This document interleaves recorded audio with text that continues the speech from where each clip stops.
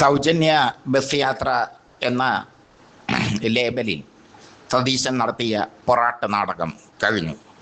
Ordinary ബസ്സിൽ മാത്രമാണ് സൗജന്യ യാത്ര. ആ സൗജന്യ യാത്രയുടെ തട്ടിപ്പിനെ കുറിച്ച് പൊളിറ്റിക്സ് കേരള നിരവധി വീഡിയോ ചെയ്തിരുന്നു. ഇപ്പോഴിതാ തമിഴ്നാട് മുഖ്യമന്ത്രി വിജയ് സതീശനെ വാരി വലിച്ച് ഉടുത്തിരിക്കുന്നു. സതീശനെ തകർത്ത് തരിപ്പണമാക്കിയിരിക്കുന്നു.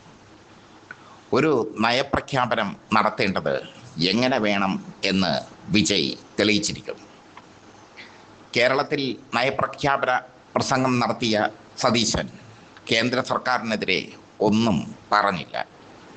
കേന്ദ്ര സർക്കാരിനെതിരെ ഒന്നും പറയാതെ ഗവർണറെ അഴിച്ചുവിട്ട് അങ്ങനെ പോവുകയാണ് സതീശൻ സർക്കാർ. ഗവർണർ MG സർവകലാശാലയിൽ 19 BJP അംഗങ്ങളെ തിരികെ കയറ്റിയപ്പോൾ കണ്ടില്ല കേട്ടില്ല എന്ന് നടിക്കുകയാണ് BD സതീശൻ. ഇപ്പോഴിതാ തമിഴ്നാട്ടിൽ നയപ്രഖ്യാപനം നടന്നിരിക്കുന്നു.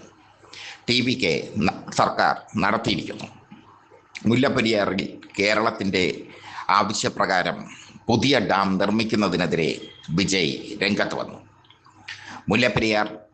മുല്ലപ്പെരിയാറിൽ പുതിയ ഡാം നിർമ്മിക്കുന്നതിനെ നിയമപരമായി എതിർക്കും, മക്കൾക്ക് വേണ്ടി പ്രവർത്തിക്കും എന്നാണ് വിജയ് പ്രഖ്യാപിച്ചത്. സതീശൻ അതിനെതിരെ ഒരൊറ്റ വാക്കുപോലും പറഞ്ഞിട്ടില്ല. മുല്ലപ്പെരിയാർ കേരളത്തിൻ്റെ ഇടനെഞ്ചിലെ തീയാണ്.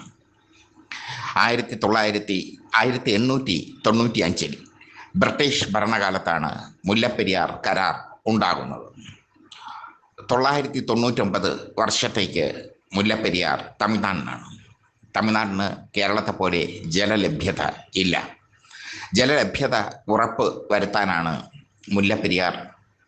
മുല്ലപ്പെരിയാർ ഡാം നിർമ്മിച്ചത് ബ്രിട്ടീഷുകാർ. മുല്ലപ്പെരിയാർ ഡാമിന് 130 വർഷത്തെ പഴക്കമുണ്ട്. ആ പ്രദേശം ഭൂകമ്പ സാധ്യതയുള്ള പ്രദേശമാണ്. കേരളത്തിലെ വെള്ളം തമിഴ്നാടിന്, സുരക്ഷ കേരളത്തിന്.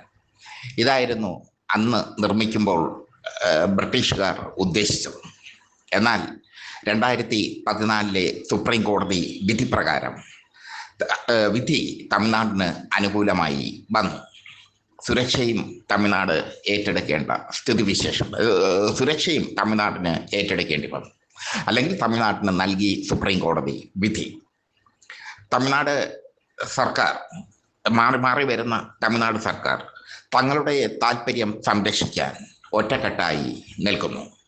എന്നാൽ മുല്ലപ്പെരിയാർ ഡാമുമായി ബന്ധപ്പെട്ട് കഴിഞ്ഞ LDF സർക്കാർ നടത്തിയ ചർച്ചകൾ, MK സ്റ്റാലിനുമായി നടത്തിയ ചർച്ചകൾ, ആ ഡാമിൻ്റെ സുരക്ഷയ്ക്ക് വേണ്ടി നടത്തിയ ചർച്ചകൾ, അതിനെയൊന്നും UDF MPമാർ അനുകൂലിച്ചില്ല.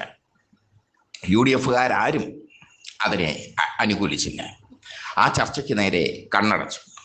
മുല്ലപ്പെരിയാറിൽ പുതിയ അണക്കെട്ട് നിർമ്മിക്കാനാണ് കഴിഞ്ഞ LDF സർക്കാർ ശ്രമിച്ചത്. ആ ശ്രമവുമായി മുന്നോട്ട് പോവുകയായിരുന്നു LDF സർക്കാർ. ജനവിധി എതിരായി മാറി BD സതീശൻ സർക്കാർ അധികാരത്തിൽ ഏറ്റു. ഇപ്പോൾ TVKയുടെ നേതാവും മുഖ്യമന്ത്രിയുമായ ജോസഫ് വിജയ് അദ്ദേഹം പറഞ്ഞിരിക്കുന്നു, പുതിയ ഡാം നിർമ്മിക്കാൻ അനുവദിക്കില്ല എന്ന്. വിജയുടെ ഈ പരാമർശത്തോട് എതിർത്തൊരു വാക്കു പറയാൻ, എതിർത്തൊരു പ്രസ്താവന ഇറക്കാൻ സതീശന് ആർജവമില്ലാതെ പോയിരിക്കുന്നു. സതീശനെ സംബന്ധിച്ചിടത്തോളം ഇത് അദ്ദേഹത്തിൻ്റെ രാഷ്ട്രീയപരമായ പരാജയം. മുല്ലപ്പെരിയാറിൽ പോയി കുടിലുകെട്ടി താമസിച്ചത് കൊണ്ടോ, മുല്ലപ്പെരിയാറിന് വേണ്ടി തെരഞ്ഞെടുപ്പ് കാലത്ത് ഘോരഘോരം പ്രസംഗിച്ചതുകൊണ്ടോ ജനങ്ങളുടെ ആശങ്ക തീരില്ല. ലക്ഷക്കണക്കിന് ജനങ്ങളാണ് മുല്ലപ്പെരിയാർ ഭീതി മൂലം കഴിയുന്നത്. കേരളത്തിലെ 5 ജില്ലകൾ ഈ ഡാമിൻ്റെ സുരക്ഷയോർത്ത് ആശങ്കപ്പെടുന്നുണ്ട്. ഇവിടെയാണ് തമിഴൻ്റെ കളി കളിച്ചിരിക്കുന്നത്. അയാൾക്ക് തമിഴന് അവരുടെ ജനങ്ങളാണ് മുഖ്യം. മഴ കനക്കുമ്പോൾ, ഡാമിൽ വെള്ളം നിറയുമ്പോൾ ഒരുപാട് ജനങ്ങൾ പേടിക്കുന്നുണ്ട് കേരളത്തിൽ. അതുകൊണ്ടാണ് പുതിയൊരു ഡാം നിർമ്മിക്കുന്നതിന് കേരളം നീക്കം ആരംഭിച്ചത്. ആ നീക്കത്തെ ശക്തമായി എതിർക്കുമെന്ന് വിജയ് പറഞ്ഞതോടെ തമിഴരുടെ കയ്യടി, തമിഴ് ജനതയുടെ കയ്യടി അദ്ദേഹത്തിന് ലഭിച്ചിരിക്കുന്നു. ഇവിടെ പോക്കി മുഖ്യമന്ത്രി കേരളത്തെ കാവ്യവൽക്കരിക്കാൻ നടക്കുകയും ചെയ്യും.